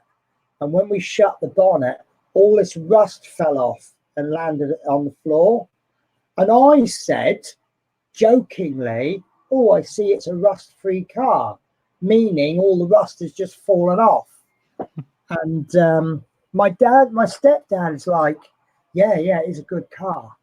And I shouldn't have bought that car, but I was young and I knew nothing about cars, and I was more excited about owning a car than I was about checking the car works. And the first thing I had to do was get the suspension fixed. You have to pump the suspension up, and I took it over this bridge. Now, this bridge has a 5 mile an hour speed limit for an extremely good reason, mainly because the bridge is it's flat at the top and it comes down like that. And I took it over the bridge at 30 miles an hour with 4 people in the car, and we took off. And when we landed, it needed the suspension redoing again. So but you can see now I've got all these memories. we used to go to a seaside bingo place, and it was 5p a card to play bingo, and you would get win tokens.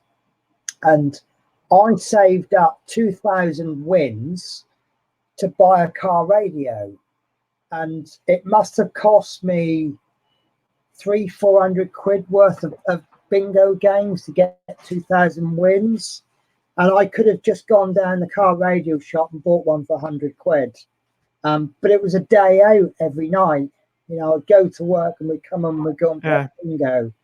And it was brilliant. It was just, you know, we'd get a bag of sweets with a half win token every night, regardless. But like I say, you know, I had so much fun in that car, and I rammed it into the back of a post by accident. I was seeing how fast I could go in reverse, and I didn't notice the gate was sticking out, and there's a great big dent in the back. I was really lucky it didn't go through the window, and I did all the things that stupid kids do in their first car. If you saw how I drive now and you saw how I drove back then, two utterly different people.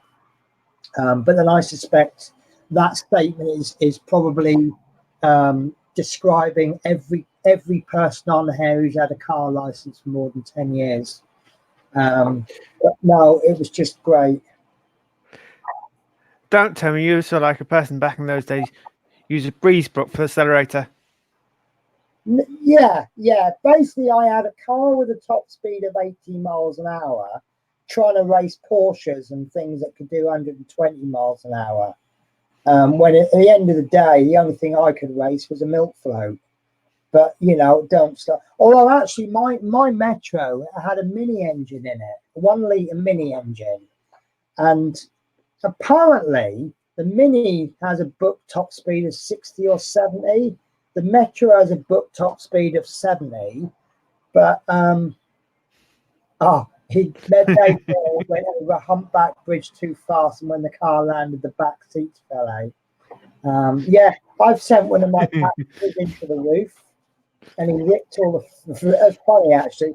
I went too fast over a bump. It wasn't a bump. It was a bumpy road, and he was eating a bag of sweets, and his head ended up inside the lining on the roof, and half the contents of his bag of sweets. And I had a go at him for ripping my seat lining, my roof lining. And he's like, but if you weren't going so fast, my head wouldn't have gone in there. And I think I nearly knocked him out cold. And I'm like, my roof lining, look at it. So, but yeah, I passed my test when I was early 20s, but I was the typical teenager in the car. But I could get 80 out of my Metro, and I was well chuffed. And my second car, an E-Reg Seat Ibiza, I loved that car. And first thing I did was took it up to 100, because I've never done 100 miles an hour. And then I brought it back down to a sort of 70. But I liked that. That was a five-door hatchback. Because every time I took my mates out, my Metro was a 3-door hatch, so we'd have to push the seats forward so they could come out, and then because it wasn't central locking, I then had to walk round to the passenger side to check the doors were locked, and no one had pulled the seats back. And by the time I finished locking the car and sorting all out, they've gone. I'm like, yeah, wait for me, guys. So when I got a 5-door hatch with central locking, it was like, I'll get out of the car. Come on, hurry up. I want to lock. I'm not one turnkey. Everything had locked. No seats pushed forwards. And I keep up with everyone. So, but yeah, if they did a mini Metro part work, I'd be on it. Would definitely be on it. So, I think what I'm trying to say there is the part work has to be something for you. I know there's people out there that do part works because it looks nice, or they just want to do the part work. But I personally believe it's got to have something that grabs you. So